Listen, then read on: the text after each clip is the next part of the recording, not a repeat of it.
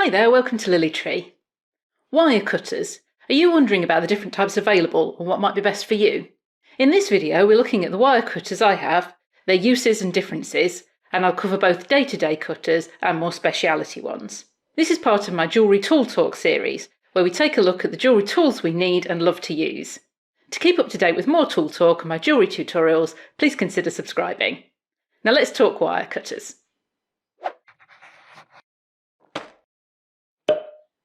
So we're going to take a look at flush cutting pliers, micro flush cutters and memory wire cutters. If you have a basic set of pliers, this may well include some side cutters which look like this. These are absolutely fine, they do the job of cutting wire, but if you look at the cut you can see a chamfer on each side. So the first pliers upgrade I recommend is to get a pair of flush cutters.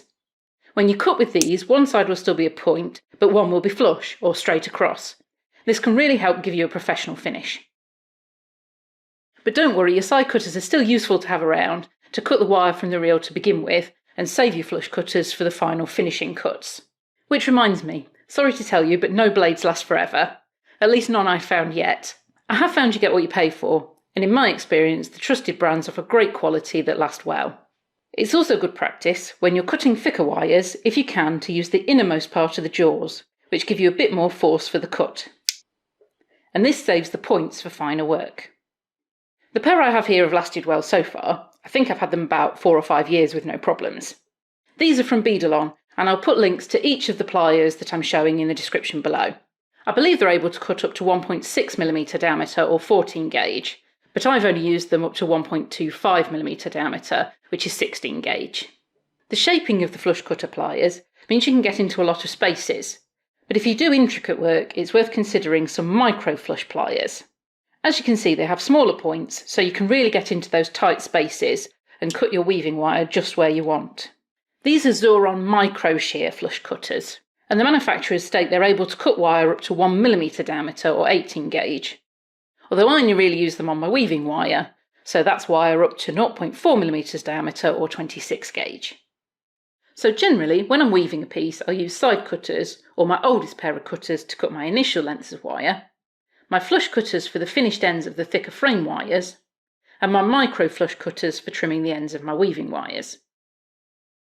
If I only had one set of cutters, I'd go for the flush cutters, so I'd recommend getting a nice pair of these.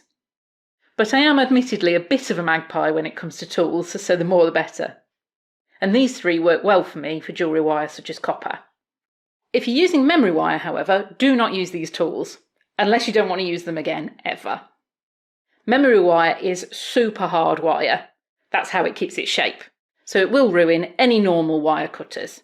So you need to use special memory wire cutters. These are wire shears from Beadalon, and the blades are much tougher than your usual cutters, so they can get through memory wire really easily.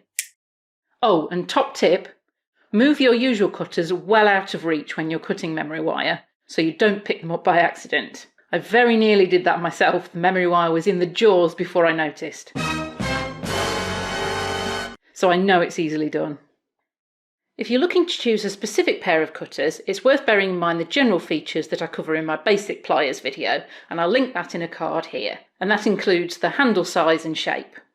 I've been really happy with each of the pliers I've shown here, so I'd happily recommend them, and I'll put links in the description below for both the US and the UK so you can check them out. Some of these are affiliate links, so I get a small percentage if you buy through that link. Okay, I hope that's helped. If you want a sneak peek of my recommendations for other tools, check out my tools page on my website. I'll also link that in the description below. Thanks for watching. Make sure to subscribe so you don't miss the next video, and I'll see you soon.